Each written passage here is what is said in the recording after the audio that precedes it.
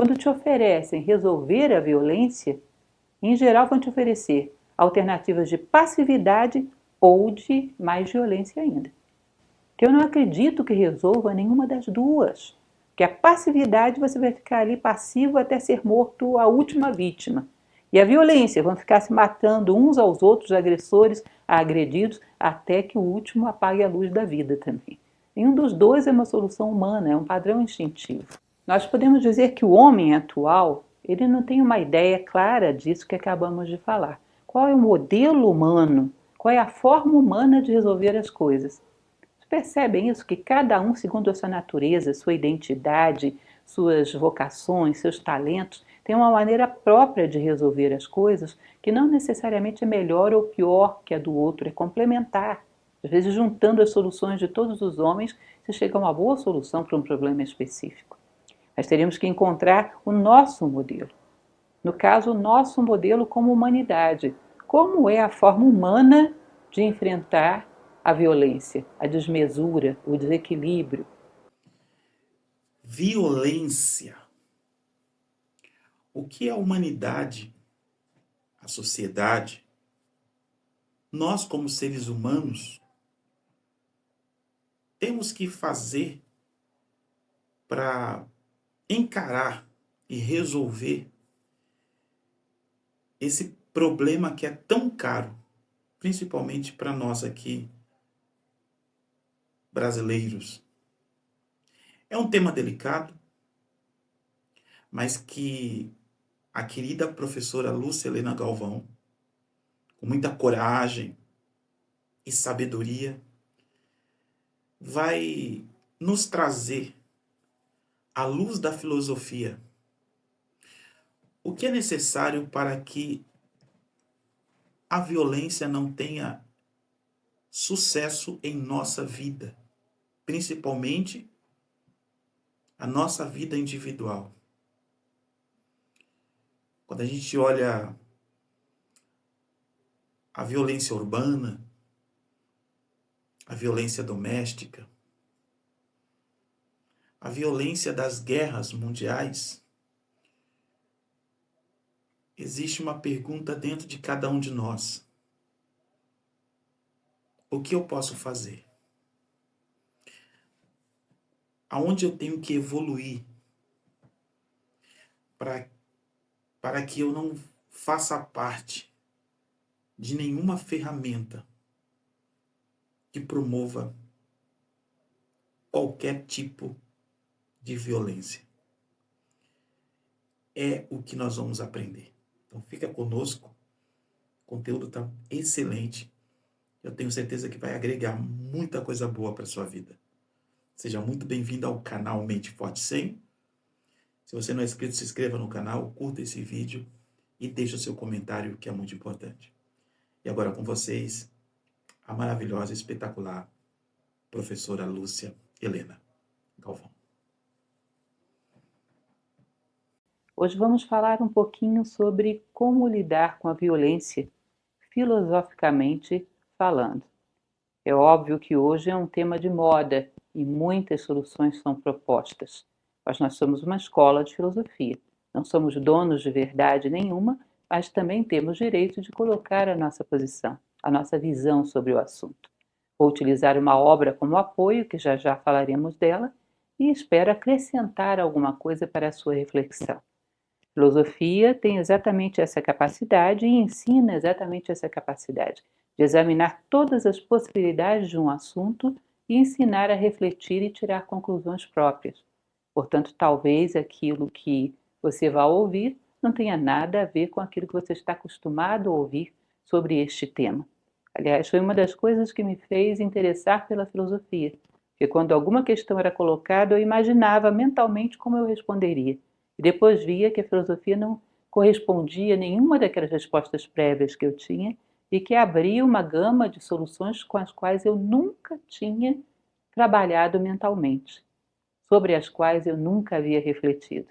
Eu espero que ocorra isso com você também hoje, nesse nosso pequeno bate-papo. Então, vamos ver o livro que trabalharemos, que é esse aqui, As Raízes da Violência, Conhecer para Evitar. Esse é um livro que foi escrito pelo professor Michel Echenique Izaza, aquele professor que trouxe Nova Acrópole para o Brasil. Hoje já é falecido. Então, uma das coisas que teríamos que considerar como premissa é que não existe ser humano isento de violência. O potencial da violência está sempre latente dentro do ser humano. Eu conheço uma pessoa tão pacífica que não tem nada de violência. Eu acredito que existe essa possibilidade no futuro humano, mas no presente, como dizia Platão, somos uma mistura de um e do outro, uma mistura de luz e sombra. Ou seja, temos um tanto de autocontrole e oposto ao autocontrole verdadeiro, existe um descontrole também verdadeiro. Autocontrole total é um sábio, descontrole total é um bicho. Talvez vestido de ser humano, talvez com uma máscara de ser humano, mas um bicho, como lá o lobo disfarçado de vovozinho. Então nós somos uma mistura de um e do outro, com doses maiores ou menores de cada lado. Evoluir é exatamente ganhar espaço daquilo que somos, seres humanos, contra aquilo que não somos, tudo aquilo que ficou para trás no nosso processo de evolução, todas essas sombras que carregamos nas nossas costas. Como diria Jung, as sombras ou você as encara e as domina, ou você vira as costas para elas e é dominado pelas costas, é atacado pelas costas. Então vamos conhecer um pouco hoje sobre esse potencial humano de desequilibrar esse jogo a favor do ser humano, do eu humano que existe dentro de si. Bom, uma coisa interessante, que já tive a oportunidade de falar em outras palestras, chega a ser engraçado, mas eu denomino de receita de ser humano. Sim, receita, tipo aquelas que você tem lá os ingredientes, mistura e dá bolo, também existem receitas de ser humano ao longo da história. O ser humano teria, se você for fazer uma compilação de várias tradições, 3 elementos componentes. Você tem então uma parte física dotada de um temperamento. Esse temperamento, em geral, é herança familiar, é todo um elemento que é componente de um grupo familiar. Você deve conhecer aquela família, sei lá, de italianos, que todo mundo fala muito. Aí sai de casa, aquele seu vizinho italiano gesticulando, falando alto, a mamãe também, e a fileira de filhinhos gesticulando e falando alto. Ou aquela família de tímidos, todo mundo caladinho. Ou seja, o temperamento é muito biológico e herdado, é uma parte mais física do homem. E ele não é bom nem mal. Ele tem sempre qualidades que, se não bem trabalhadas, podem se tornar defeitos. Por exemplo, já dei muito esse exemplo, uma pessoa que é muito teimosa, isso bem trabalhado, pode se tornar uma pessoa muito perseverante. Uma pessoa que é muito passional, bem trabalhado, pode se tornar uma pessoa bem entusiasta. São traços de temperamento. Mas quem tem que dosar, educar, direcionar esse temperamento é um segundo elemento da receita do ser humano, que é o caráter. O que é o caráter? Caráter seria basicamente um aprendizado que te permite gostar do que é bom e rejeitar o mal. Isso é bem platônico. Caráter te permite gostar daquilo que é bom para o ser humano, não é uma questão de palpite nem de opinião pessoal. E aí a gente entra já num outro assunto delicado, mas que também temos tratado bastante. A trajetória do ser humano seria da ignorância até a sabedoria. Se você vai como artista, como cientista, como psicólogo, como político, seja lá o que for, bom, os caminhos são muitos, mas o ápice da pirâmide é um só, que é o ideal humano. Esse ideal humano é um ideal de valores, virtudes e sabedoria. É a plenitude da condição humana. Então esse é um bem estabelecido, que é o ápice da condição humana, o ápice que o ser humano pode oferecer para nós como natureza, como condição. Então tudo aquilo que te faz subir a pirâmide é bom para você. Tudo aquilo que te faz descer, te animaliza, seria mal para você. E evidentemente existem certos comportamentos do temperamento que te fazem descer, instintivo, brutal, violento, grosseiro, certas tendências do temperamento que te fazem subir, organizado, tendência à generosidade, enfim, um monte de elementos. O caráter é um educador que chega aí e alimenta o aspecto positivo e controla o elemento negativo. converte, sublima, vira ao avesso essas energias, transforma essas energias em tendências positivas. Então é como se você imaginasse que o temperamento é um cavalo desses selvagens que estão para lá e para cá. E o caráter é o cavaleiro. E esse cavaleiro toma as rédeas do temperamento e o direciona para o alto da pirâmide. Tira dele o seu melhor. Nenhum temperamento é perfeito, nenhum temperamento é mau. Todos os temperamentos são duais, como tudo na natureza. Vivemos num mundo de dualidades. E existe um terceiro elemento, que esse, bom, aí depende de toda uma percepção que o homem tem da vida, mas a maior parte dessas tradições acreditam que o homem tem uma essência imortal, que tem um recado a dar ao mundo. Ele tem uma essência que veio fazer alguma coisa no mundo e que então veste esse corpo personalístico que é composto de temperamento e caráter. E quando ele veste é como se fosse uma mão que veste uma luva. Essa luva tem que expressá-lo no mundo. Essa essência veio se expressar através da aparência. Mas para isso a luva tem que ser dócil, tem que ser maleável, tem que obedecer ao controle da mão. Senão essa mão não consegue fazer sua obra no mundo. Então o caráter domina o temperamento para que se torne uma luva maleável. Porque a hora que a mão do espírito, a hora que a mão da essência entra, domina essa luva e atua no mundo. Essência e aparência afinadas.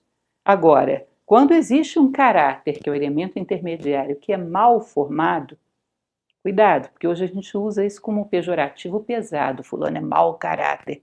Na verdade, não existe mau caráter. Existe caráter bem formado, caráter mal formado, caráter imperfeitamente formado, que é o caso da maior parte da humanidade. Porque, como diria o cantor de Djavan, sabe lá o que é não ter e ter que ter para dar?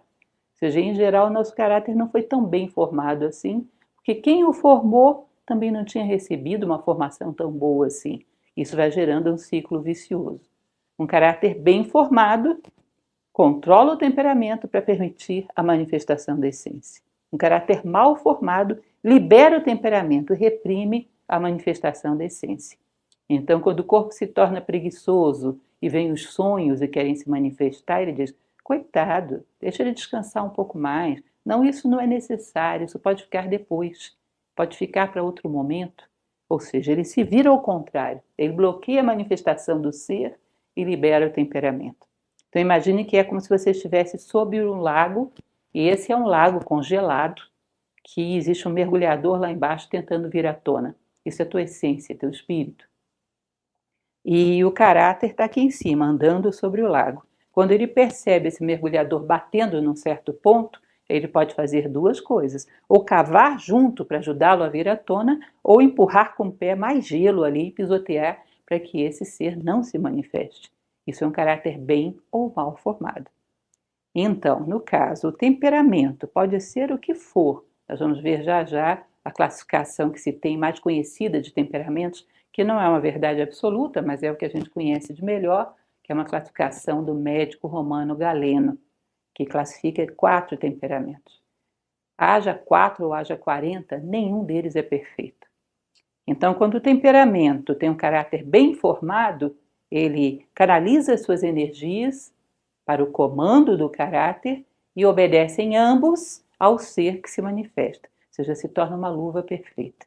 Quando o caráter é mal formado, libera o temperamento para ser o dono da casa e bloqueia o eu espiritual. Então, a soma desses 3 elementos seria a receita de ser humano. Então, a questão do caráter bem formado, tirando o melhor do temperamento, é uma necessidade. Isso consiste numa questão fundamental do ser humano, que é o eu humano versus o eu animal. O eu animal não é mau, mas ele veio para nos servir, para fazer uma interface entre nós e o mundo. Ele tem que ser dominado, tem que ser adestrado, tem que ser conduzido, como fazemos com o animal externo. Nós temos os nossos bichinhos dentro de casa, eu tenho vários e os amamos, eu amo demais. Mas eles não podem dominar a casa, não podem me dar ordens, não podem ser donos da casa, inclusive por benefício deles, porque senão a casa não ofereceria uma mínima condição de conforto de vida para ninguém. Eles não foram feitos para dominar uma casa. Mas dominados vivem muito harmoniosamente e compõem muito bem a casa. Isso é a mesma coisa dentro de nós. Então, essa equação de quem domina o eu humano ou o eu animal vai ser muito determinante na nossa capacidade de lidar com a violência. Então, é o primeiro elemento para a gente entender bem. Eu coloquei em seguida para vocês esse gráfico do século III d.C., de um médico chamado Galeno, onde ele classifica os 4 temperamentos. Nós temos, inclusive, no nosso canal, esse canal que você está me assistindo, da Nova Acrópole no YouTube, uma palestra sobre esses 4 temperamentos. Então, apenas para vocês tenham uma ideia, esse gráfico mostra defeitos e qualidades. Todos eles são duais. O caráter domina e converte as energias negativas em positivas. Lembrem daquele mito que gosto de contar para vocês, o mito egípcio, em que Sete luta contra Horus. Horus quer vingar a morte do seu pai, Osíris, pelo seu irmão Sete, e há uma luta feroz entre os dois, e Horus vence, mas não mata Sete. Sete, com toda a sua fúria, com todo o seu ímpeto, tinha muita energia.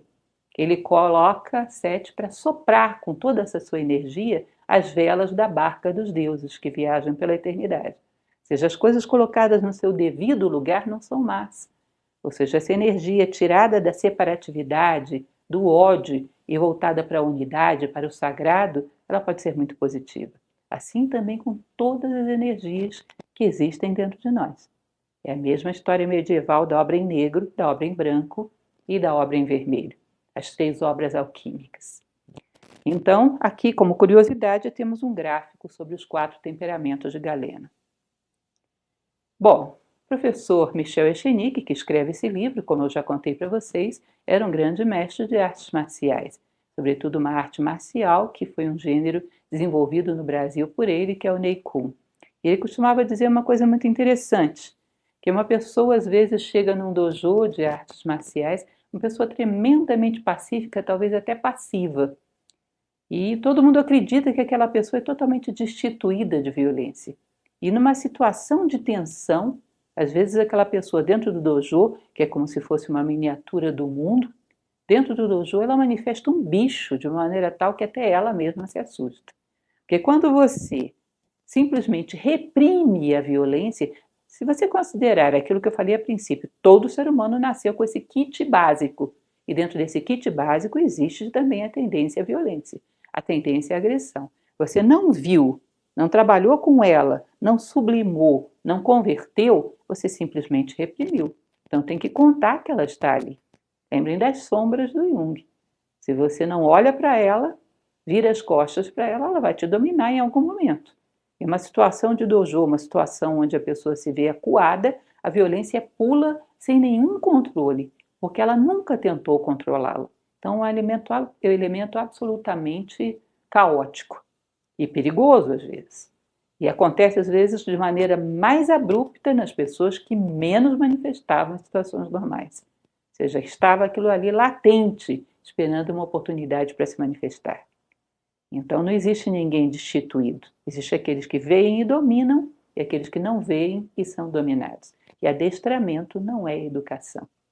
Já falei muitas vezes em outras palestras, mas gosto muito dessa ideia, portanto repito, que consciência moral é diferente de condicionamento moral. Condicionamento é não faça com um chicote, reprime. Consciência, não faça isso por causa daquilo, compreenda as consequências do dano interno e externo, perceba que isso não é humano, que isso não te leva ao teu lugar na natureza. Então eu compreendo e como um ato de compreensão não me identifico mais com isso. Isso é consciência moral. Essa é sólida como aço. Condicionamento moral, dependendo do impacto que você faça sobre ele, ele rompe. E é como uma barragem que se rompe.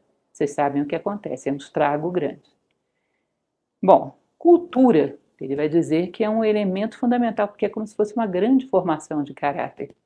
A formação de caráter se dá dentro do teu lar, família, e também dentro do teu lar, Estado. Muitos elementos da cultura, quando ela é legitimamente cultura, ajudam no domínio consciente da violência do ser humano. Agora, quando temos uma cultura que é como se fosse um caráter mal formado, ela libera esses elementos. Cultura vem do verbo latino colere, que era acompanhar o crescimento das plantas, tem a mesma origem que a agricultura. E esse colere, ou cultura, trabalhava simplesmente com uma ideia de você saber abrir a terra, colocar sementes lá dentro e cultivá-la. Ou seja, imagine que a cultura teria que fazer isso, abrir a terra da natureza humana, colocar sementes de valores humanos e cultivar para que essas sementes florescessem e viessem à tona. Ou seja, a cultura deveria cultivar aquilo que o homem tem de melhor. A agricultura e, digamos assim, a humanocultura ou qualquer coisa desse tipo. Ou seja, teria que cultivar as sementes de humanidade dentro do homem. Quando ela não o faz, quando se invertem os valores, às vezes ela começa a cultivar o eu animal e reprime o eu humano. É como um caráter mal formado. Coletivo, um caráter coletivo mal formado. E nós vivemos algo muito parecido com isso hoje. Não me digam, eu não acredito que algum de vocês nunca parou para pensar que os valores estão invertidos. Isso é uma contracultura, uma cultura que faz um trabalho ao revés. Bom, outra coisa que é importante que a gente fale e que muitas vezes tem insistido também, não tenham essa síndrome de pensar que todos os problemas do mundo acontecem aqui. É problema de Brasil, é problema de brasileiros. Não existe hoje um lugar no mundo que não seja afetado com maior ou menor severidade pela violência.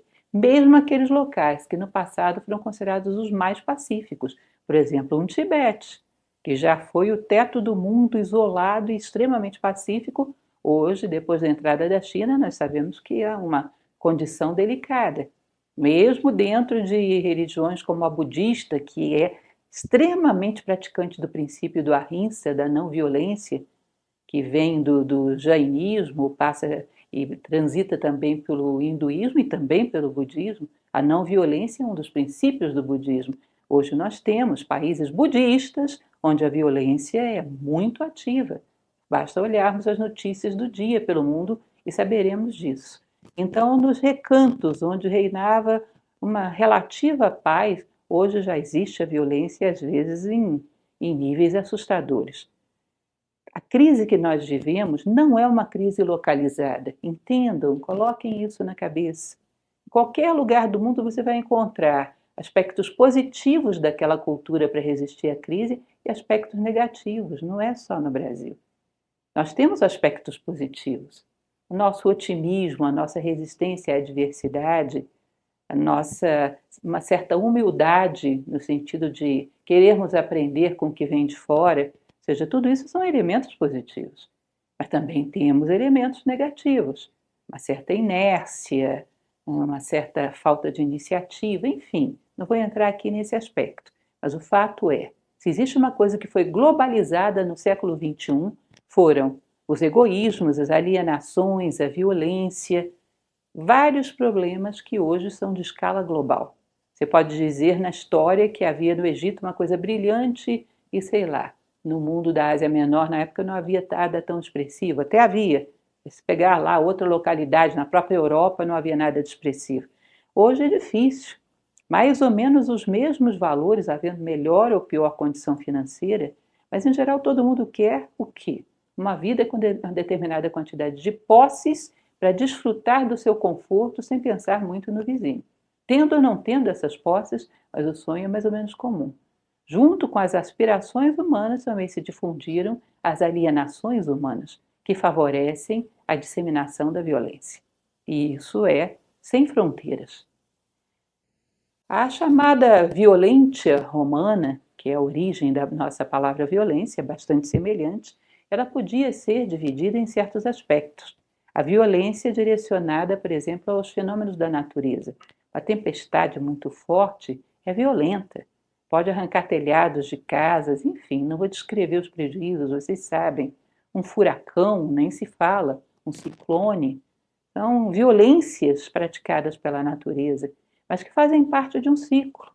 Nós sabemos que esses fenômenos da natureza saem gerando terra arrasada, mas que dessa terra nascem, de repente, terrenos mais limpos, condições melhores que as anteriores, e dali renasce todo o processo novamente.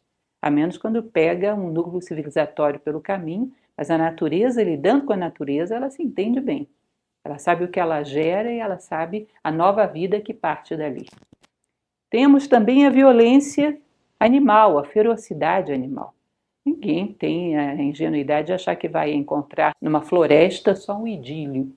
Ali existe muita ferocidade, o maior devorando o menor e assim sucessivamente, que também tem lá a sua lógica, que quando um leão corre atrás de um grupo de veados, ele provavelmente não vai pegar aqueles mais fortes, aqueles que estão liderando, vai pegar aqueles que são mais frágeis, talvez doentes, que já estão talvez sujeitos a contaminar o grupo com a sua doença, enfim, ele vai dando uma purificada no grupo e permite que ele se torne mais veloz, mais jovem, com mais capacidade de se defender. E também tem um limite. O leão de barriga cheia não caça mais, pelo menos não naqueles próximos dias, naquele dia ou no próximo. Então, tudo obedece a uma certa ciclicidade, uma certa lei da natureza. A próxima violência é a chamada veemência humana, aquilo que na Grécia se chamava de híbris. Normalmente eram as fúrias que aconteceram a Hércules, que aconteceram a muitos outros, que geravam uma série de provas, uma remissão desses erros cometidos. A remissão da loucura de Hércules foram os 12 trabalhos. Enfim, essa híbris, esse descontrole, essa desmesura humana já é um tipo de violência mais complicada, porque a natureza, com seus fenômenos atmosféricos, meteorológicos, obedece uma lógica onde ela sabe como se resolver. Os animais também estão buscando a sobrevivência e a perpetuação da espécie e sabem como se resolver. Agora, essa híbris humana depende de um comportamento humano para se resolver. Ela não vai se resolver segundo os ciclos da natureza, ela não vai se resolver segundo instintos. Cada um se resolve com as ferramentas que tem. A desmesura humana teria que se resolver com ferramentas humanas, com inteligência, com criatividade, com atenção, ou seja, problemas humanos, respostas humanas. E essas cabe a nós encontrá-las. Nós é que temos que encontrar as ferramentas e as respostas adequadas para os nossos problemas. É uma conquista individual, é um mérito individual que depois se dissemina para toda a humanidade através do exemplo. Nós podemos dizer que o homem atual, ele não tem uma ideia clara disso que acabamos de falar. Qual é o modelo humano? Qual é a forma humana de resolver as coisas? Percebem isso? Que cada um, segundo a sua natureza, sua identidade, suas vocações, seus talentos, tem uma maneira própria de resolver as coisas que não necessariamente é melhor ou pior que a do outro, é complementar. Às vezes, juntando as soluções de todos os homens, se chega a uma boa solução para um problema específico. Nós teríamos que encontrar o nosso modelo. No caso, o nosso modelo como humanidade. Como é a forma humana de enfrentar a violência, a desmesura, o desequilíbrio, a perda do autocontrole. Ou seja, aquilo que nós chamamos de modelo, ou que Jung chamaria de arquétipo, ou que Platão chamaria de ideia do plano das ideias. Eu coloquei para vocês um esquema para que vejam o esquema que Platão utiliza na República para explicar a Glauco, que era um dos jovens que debatiam com ele ali, como é que o homem se contaminava por outras ideias que não as ideias humanas. É o chamado mito do Glauco Marinho.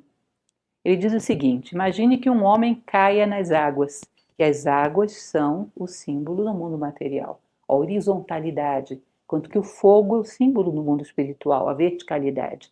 Espírito e matéria fazem a cruz do mundo. Quando o homem cai nas águas, significa caiu no mundo material. E aí ele começa a deixar que várias outras coisas, sei lá, algas, crustáceos, vão grudando nele. Vai corroendo algumas partes, deformando outras. De tal maneira que quando você tira esse corpo do mar, ele já está tão deformado que você já não o reconhece mais como um corpo humano. Aí ele exemplifica isso de forma simbólica. Bom, nós caímos dentro do mundo material. Aí, ao invés de olharmos para o plano das ideias e pegarmos a ideia humana, pegamos um pedaço da ideia das pedras, que é a inércia, a evolução por resistência, por inércia, e tomamos isso para nós. Bom, a inércia que é boa na pedra, que é boa na porta que ninguém consegue arrombar, em nós vira preguiça. Aí olhamos para cima e vemos o modelo dos vegetais, que evoluem pela sua capacidade de buscar, reciclar e reaproveitar a energia, ou seja, vivem de captar energias. Essa captação energética dos vegetais, caída em nós, gera uma ambição desmesurada de querer o tempo todo receber todo tipo de energia. No vegetal é uma virtude, em nós se torna um vício. Aí olhamos para o arquétipo dos animais, que tem como ideia básica na sua evolução o instinto de preservação da espécie e o instinto de sobrevivência. Isso para o animal é a lei. Quem faz bem, dá bem o seu recado, cumpre bem o seu papel no mundo. No homem, viver só sujeito a instintos de sobrevivência e de perpetuação da espécie é violência, é agressividade, é egoísmo, é um monte de coisas que vão animalizando. E pega um pouquinho do arquétipo humano, que consiste em gerar valores, virtudes e sabedoria, se aproximar desse ideal humanístico, ocupar o seu espaço. Então, um pouquinho de cada coisa ele se deforma, vira como se fosse um Frankenstein. Então, saber encontrar a forma humana de resolver as coisas, isso é tão original. Vocês vão ver que a gente hoje tem o tema da violência muito debatido. E, em geral, caímos para alternativas que são próprias da natureza animal. É muito difícil, eu praticamente, com exceção desse livro, nunca vi alguém tratar a saída da violência sob uma perspectiva humana. Ou seja, não são as pontas do triângulo, é o ápice, algo que está no centro, mais acima. Não tem mais nada a ver com a dualidade da natureza animal. Continuando, já já explicarei melhor isso. Essa frase pertence ao fundador de Nova Acrópole, o professor Jorge Ângeli Braga, e dizia algo muito simples e muito interessante. No mundo em que tudo se move, quem não avança, retrocede. Parece óbvio, né? Mas não é tão óbvio. Então, se você percebe que a natureza está toda evoluindo, as pedras melhorando a sua organização molecular, as plantas tornando cada vez mais complexa a sua forma de sobrevivência, os animais também, o ser humano se detém na evolução humana.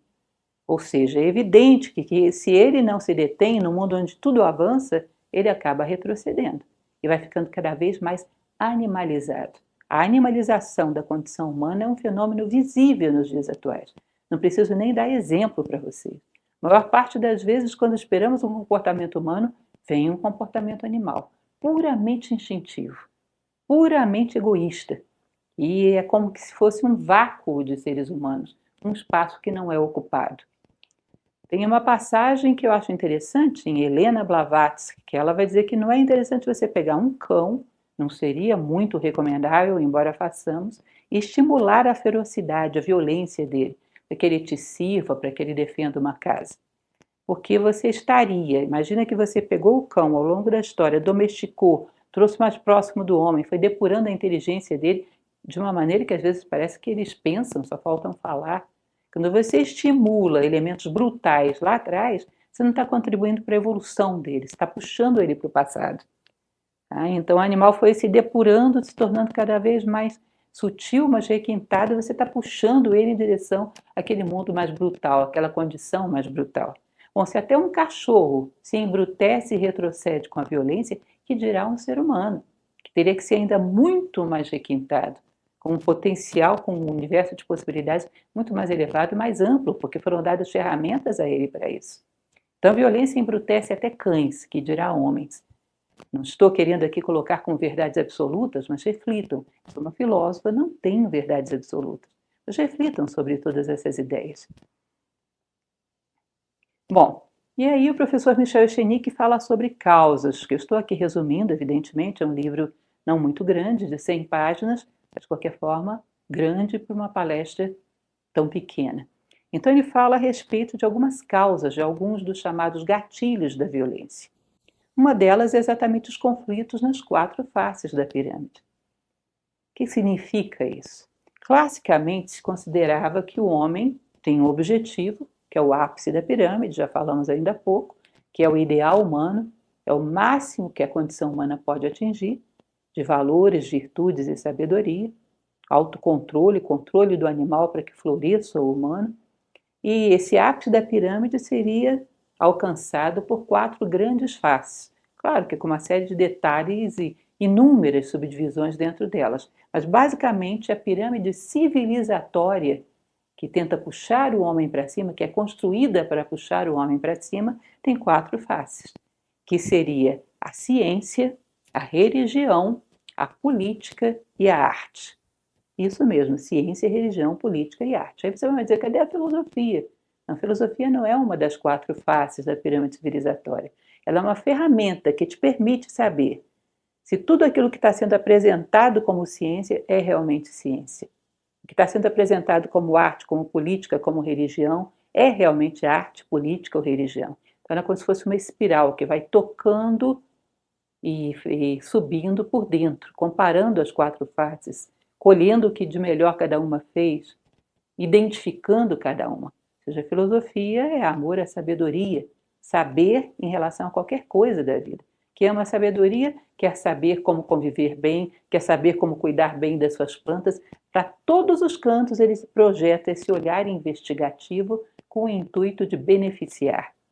Mas então essas 4 faces, quando nós não temos uma formação de caráter muito boa, elas são, ao invés de nós nos apoiarmos nelas para subirmos juntos, ajudando um ao outro a crescer, existe uma competição cerrada em cada uma delas, onde dentro de cada uma dessas faces as pessoas começam a disputar e a empurrar uns aos outros para baixo, ao invés de subirem juntos. Então há conflitos dentro da ciência, há conflitos dentro da arte e, sobretudo, há conflitos dentro da política e dentro da religião. E esses conflitos, onde usamos ferramentas que foram feitas para crescermos, para gerarmos violência, esses conflitos são um dos focos mais poderosos onde a agressão surge hoje em dia. Nós sabemos bem utilizar as faces da pirâmide. Esses são os campos onde a violência em geral se estabelece. Não sabemos utilizar isso como ferramentas para despertar a consciência e nos fazer crescer. Não sabemos nos ajudar nessa subida. Então é uma questão geométrica. Se estamos cada vez mais próximos e harmoniosos uns dos outros, é sinal de que estamos subindo. Se estamos cada vez mais afastados, como agora, é sinal de que estamos descendo. Provavelmente estamos descendo, cada vez mais atritivos e distantes. Bom, ele vai continuar falando a respeito da educação. Isso é uma chave, todo mundo fala. O problema da violência é uma questão de educação. O problema da violência é uma questão de ignorância. Vamos abordar um pouco esses 2 tópicos hoje. É claro que é educação, mas que educação? Será que é uma educação informativa que despeja dados? Ou é uma educação formativa que traz o melhor do ser humano à tona? Educação vem de eduzir, que é exatamente trazer à tona, fazer florescer aquilo que tem dentro do homem como sementes, aquilo que existe de mais profundo e mais verdadeiro, fazer florescer a sua essência, fazer com que a essência domine a luva, domine a aparência. Ou seja, a educação ajuda o ser humano, alia-se àquilo que ele tem de melhor para que esse melhor domine as suas ferramentas de sobrevivência. O eu animal não é mau, mas quando muito mal educado, pode sim ser um obstáculo ao crescimento do eu humano. Então a educação ajuda a virar esse jogo, a fazer com que o humano seja um bom adestrador do seu animal e ambos sejam harmoniosos na subida da pirâmide. Existe o conceito de representatividade, do qual eu gosto muito, já falei muitas vezes. Representatividade significa o quê? Imagine você que nós temos uma turma de alunos e, sei lá, o João não veio. Alguém pode representá-lo, porque ele está ausente. Agora, se o João está presente, ninguém pode representá-lo. Representar significa ocupar o lugar de algo ou alguém que está ausente.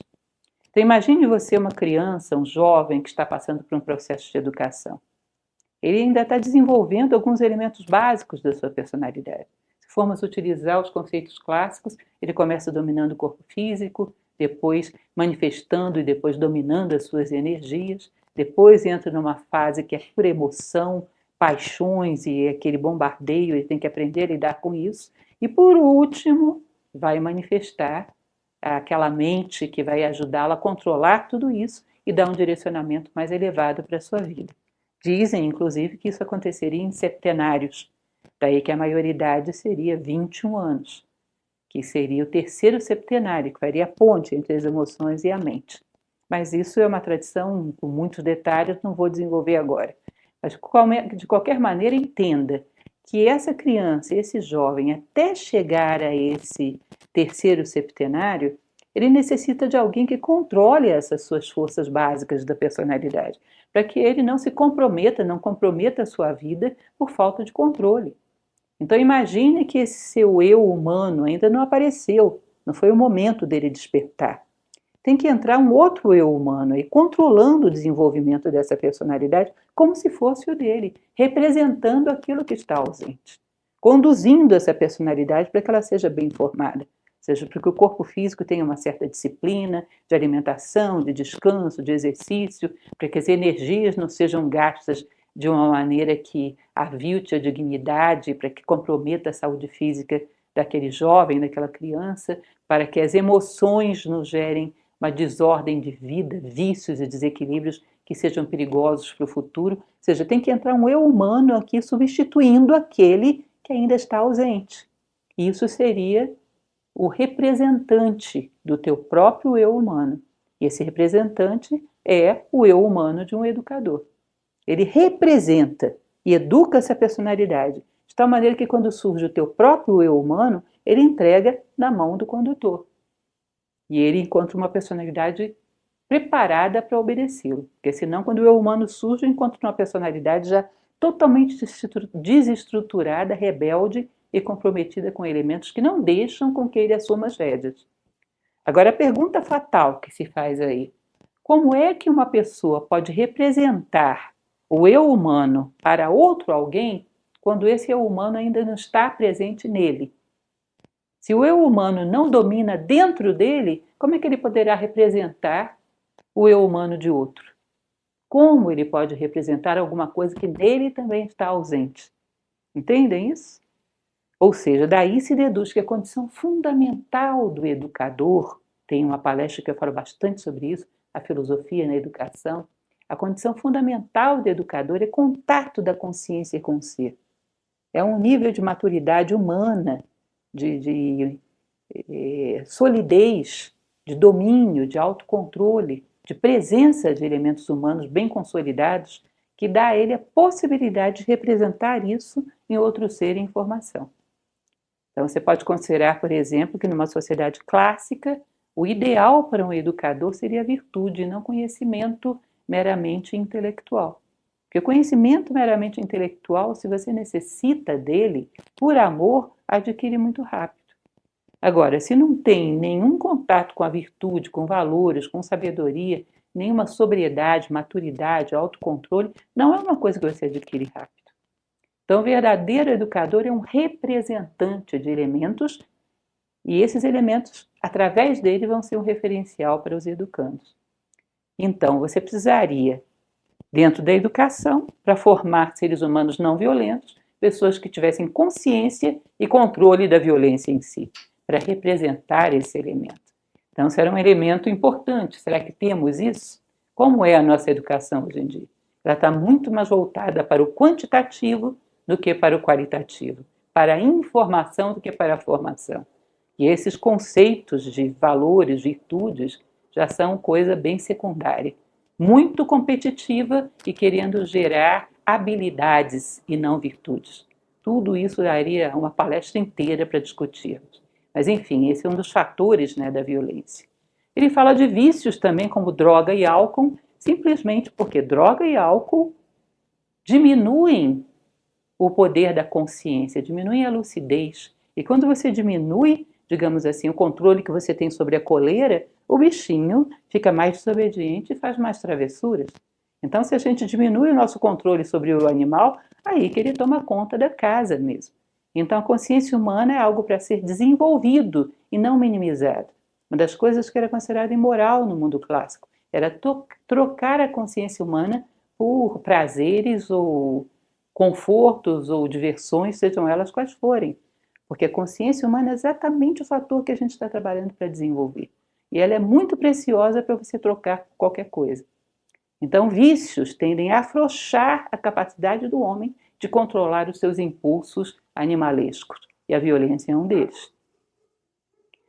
Mais uma vez, uma questão de cultura, que é a promoção dos defeitos e a desvalorização das virtudes.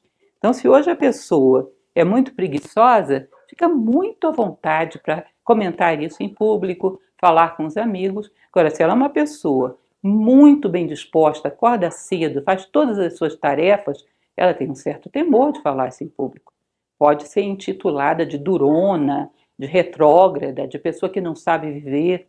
Se uma pessoa é muito generosa, ela tem temor de falar isso em público. Pode ser considerado um pródigo, alguém que não sabe usar os seus recursos positivamente. Agora, se ela é um gastador, se ela é totalmente descontrolada, ela curte isso, ela compartilha. Ela acha divertido mostrar as formas exóticas que ela criou para dilapidar o seu patrimônio. Então percebam que é socialmente aceito o defeito. A virtude não. Se uma pessoa é crítica e gosta de falar de todo mundo, isso é bem aceito, bem compartilhado. Agora, se ela é sóbria e não gosta de falar nada de ninguém, bom, se é um arrogante, um vaidoso, ele pensa que é melhor do que nós, percebam que isso é um elemento social muito forte. Nós temos uma contracultura que ridiculariza a virtude e enfatiza o vício como mais espontâneo, como mais humano. Então é necessário uma individualidade muito grande para termos virtudes nadando contra a corrente, que a corrente do nosso momento histórico não beneficia a conquista de virtudes, muito pelo contrário, valoriza o animalesco, o espontâneo, entre aspas, a liberação daquilo que o homem tem de pior. Bom, e um outro elemento, que esse é de muita amplitude, um dos causadores da violência, é o egoísmo, com certeza. Já falei para vocês que a tradição tibetana, ela coloca, isso é abordado por Helena Blavatsky num livro chamado A Voz do Silêncio, o maior mal do mundo como sendo a heresia da separatividade, que nada mais é do que o egoísmo. O egoísmo, em última instância, está por trás de praticamente todos os problemas que vivemos, a nível coletivo como a nível individual. Então, o uso do outro como meio para obter satisfação, a covardia, a falta de consideração com os sentimentos alheios, o pensar excessivamente em si mesmo, já são em si violência. Há inúmeras formas de praticar a violência. Egoísmo já é em si uma forma brutal de violência. E as outras formas de violência nascem daí. A indiferença aos sentimentos alheios, ou o uso dos sentimentos alheios para se divertir, o uso da vida do outro para te proporcionar algum tipo de prazer. Kant já dizia que usar um ser racional como meio para obter fins egoístas é uma das maiores imoralidades. Quaisquer fins que usem o ser humano como meio vão ser sempre egoístas e amorais. Tá? E hoje eu diria que a gente pode considerar até mais do que isso, que o uso de qualquer ser da natureza para fins egoístas, o uso da vida à nossa volta como meio meramente e não como fim em si, vai nos brutalizando. E nós vivemos as consequências disso socialmente hoje. A boa educação permite respostas humanas à vida. Pense numa fórmula simples e verificável. Você quer saber se uma pessoa é bem educada? Coloque ela numa complicação e veja como ela responde. Todos nós temos as nossas grandes deficiências de educação. E nas circunstâncias da vida podemos perceber isso. Pelas vossas obras vos conhecerei. Olha o seu rastro. Quais as respostas que você dá à vida? Diante de uma pessoa que te engana, diante de uma pessoa que te mente, diante de uma pessoa que te boicota, diante de uma pessoa que é desleal. Enfim, todas essas vicissitudes que a gente passa e os seus opostos também. Mais uma vez, o mundo é dual, é inevitável. Não vamos conseguir passar pelo mundo e ter tudo pacífico, tudo perfeito. Sempre há variações. Esses dias mesmo eu dava mais uma vez a palestra sobre Steven Pressfield, A Guerra da Arte, que é uma palestra que gosto muito, e lembrei de uma passagem agora que ele falava que era muito interessante, que ele foi jogar golfe na Inglaterra, e o caddy, que fica ali com os tacos, observando. E ele pegou o taco, fez todo o seu cálculo, eu não entendo nada de golfe, não sei como seria isso, mas o fato é que ele estava preparado para uma jogada perfeita. Mas quando ele jogou, veio um pé de vento e empurrou a bola da sua trajetória. Ela fez uma curva e não caiu na caçapa correspondente. Não sei nem se o nome daquilo é esse, me desculpem pela ignorância em golfe. Mas o fato é que ele ficou muito irritado. Olha que absurdo, se não fosse esse vento eu teria acertado a jogada. E o rapazinho com os tacos virou para ele disse que deu aquele sorriso inglês e disse: você tem que contar com o vento, meu caro. Seja no mundo venta. Você não está num campo perfeito só no céu. Você está num lugar que tem dualidades. Você é um bom jogador, conta com tudo. Se não contou, inabilidade é tua. Então é bom considerarmos isso. Temos que ter capacidade de dar respostas humanas a campos onde venta, onde não venta. Onde a grama é plana, onde a grama é cheia de buracos. cheia de protuberâncias. Temos que saber dar respostas humanas diante da dualidade do mundo. Não considerem que somos pobrezinhos, que somos incapazes disso. Nós somos uma humanidade que é capaz de calcular a velocidade com que passa um cometa dentro do nosso sistema. Somos capazes de calcular a velocidade e o desenvolvimento de uma determinada partícula cuja informação chegou para a gente através de bilhões de anos. Somos capazes de coisas fantásticas. Aquilo que queremos, em geral, temos uma capacidade de resposta fora do comum. Portanto, aquilo que não achamos respostas nem dentro do comum, porque eu acredito que a violência até agora foi muito mal respondida, significa que não estamos buscando.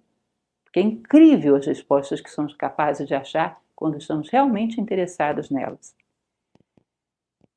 Outro elemento importante que ele coloca nesse livro, o professor Michel Echenique, que acho muito interessante.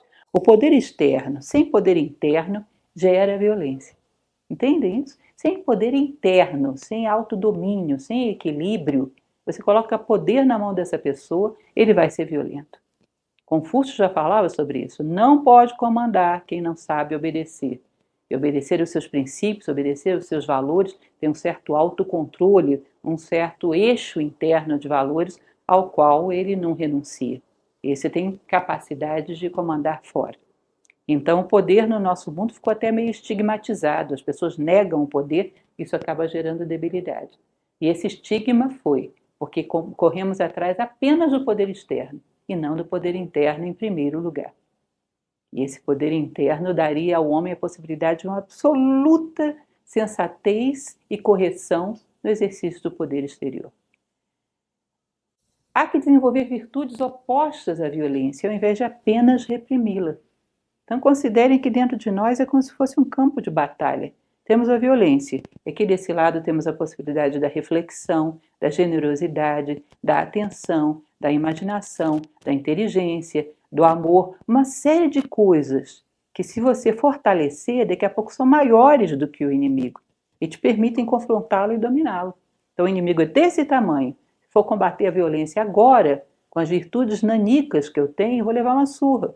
Mas se ao invés de ficar tentando colocar a violência numa jaula, eu desenvolver as virtudes opostas, na hora que se estabelecer o conflito, essas virtudes são capazes de submeter essa violência.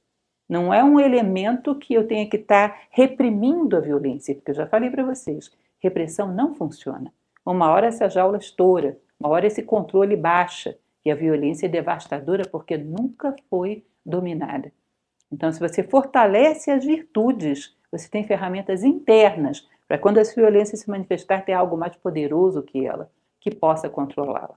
Ou seja, nada mais poderoso para dominar a violência interna do que desenvolver virtudes. E dominando a violência interna, temos possibilidade de agir sobre a externa. Vamos ver já já mais detalhadamente sobre isso na parte mais interessante do livro. Que é exatamente essa que vem aí.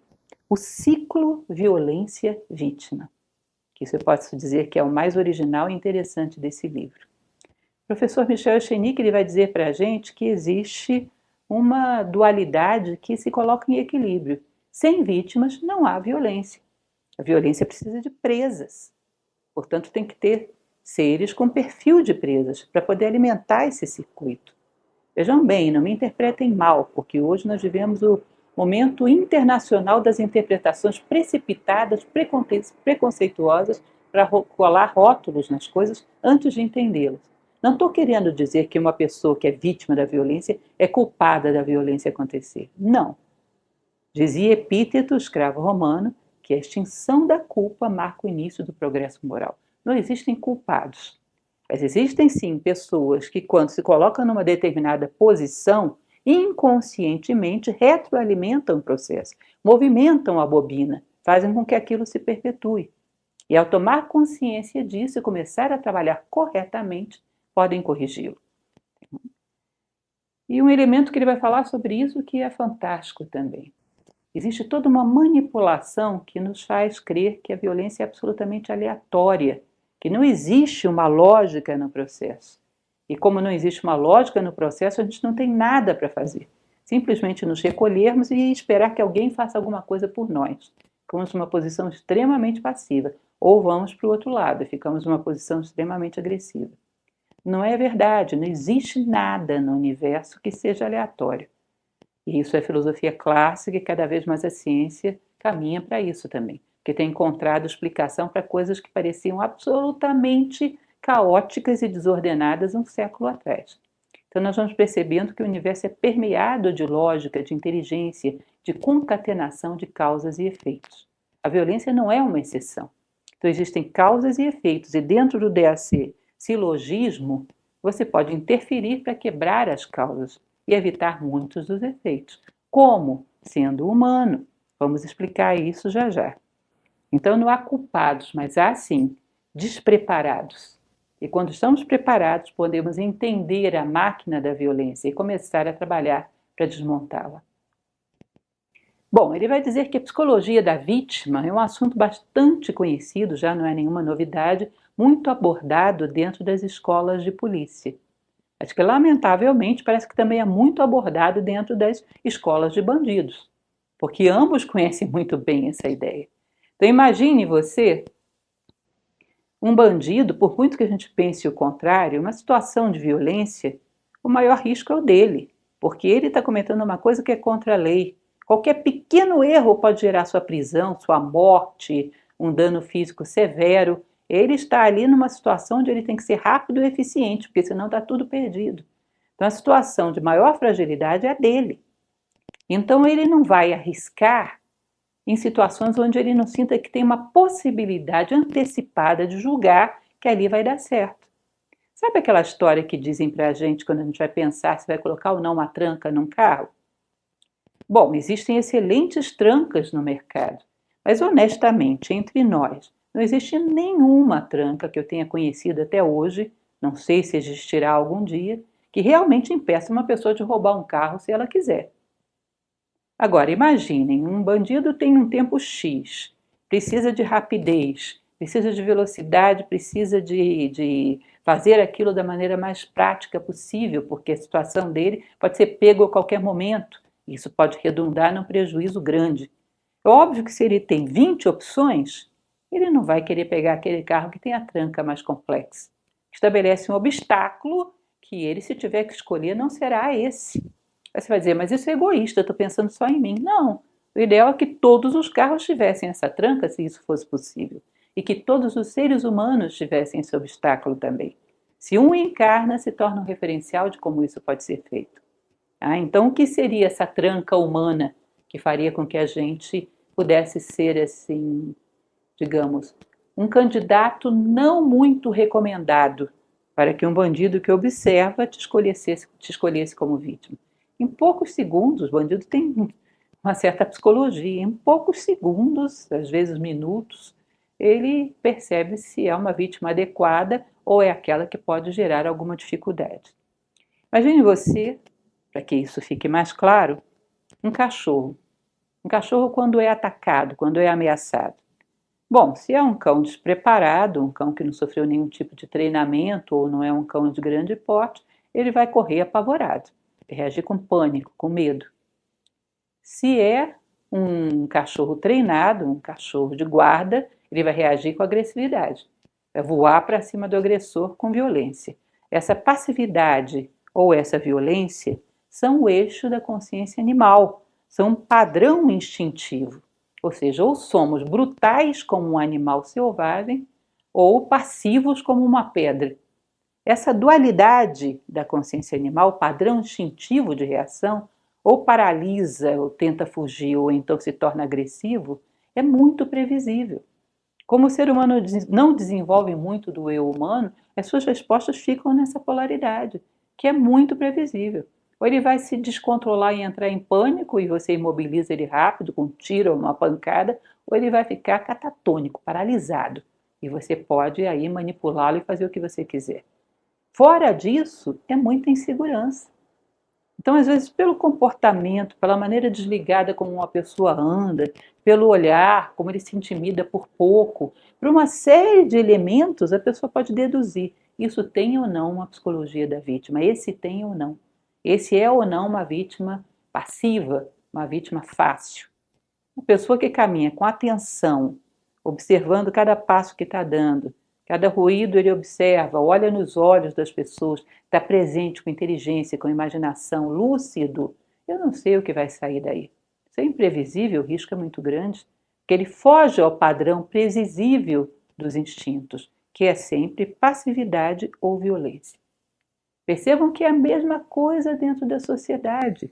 Quando te oferecem resolver a violência, em geral vão te oferecer alternativas de passividade ou de mais violência ainda. Eu não acredito que resolva nenhuma das duas. Que a passividade você vai ficar ali passivo até ser morto a última vítima. E a violência, vão ficar se matando uns aos outros, agressores a agredidos, até que o último apague a luz da vida também. Nenhum dos dois é uma solução humana, é um padrão instintivo. O padrão humano já não é previsível. Uma pessoa com lucidez, inteligência, atenção, iniciativa, autocontrole, você não sabe o que vai sair dali. E desenvolver esse padrão humano é possível, porque eu coloco isso aqui de uma maneira bastante acentuada. Você vai me dizer, mas eu não tenho inteligência tanto assim, não tenho iniciativa nem autocontrole. Não tem, tenha.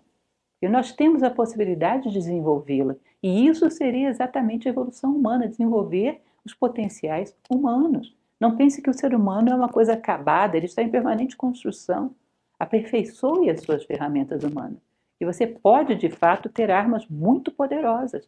Porque vejam bem, não existe na natureza um ser que tenha tanta capacidade de submeter a situações adversas quanto o ser humano, pela sua inteligência, e não pela força física nem pela passividade. O professor Michel Echenique, ele sempre conta uma história, evidentemente fiquei sabendo através dele, porque, enfim, nessa época eu não tenho recordação disso, que teria acontecido na década de 70 na cidade de São Paulo.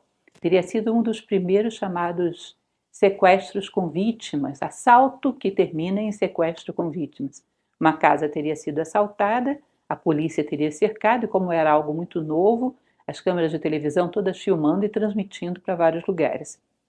E nesse assalto, como a casa foi cercada, os bandidos saíram levando um senhor e o seu filho, um jovem um pouco mais maduro e um senhor bem idoso, de 70 anos, levando como reféns.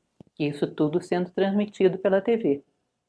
E aí se diz que você percebia claramente o comportamento dos dois muito diferente, porque o adulto, que era o filho, estava paralisado, tenso, sem muita reação, andava bem mecanizado, nem olhava para os lados. Enquanto que o senhor de 70 anos estava o tempo todo muito natural. Guardava a naturalidade e caminhava como se estivesse conversando com amigos, gesticulando e falando com o bandido ao seu lado, muito natural. E isso era algo que era meio imprevisível dentro da circunstância, era um pouco inusitado.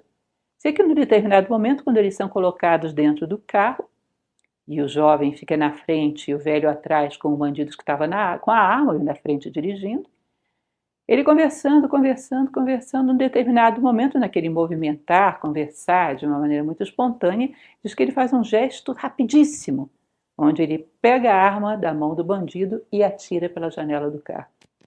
E termina o assalto ali.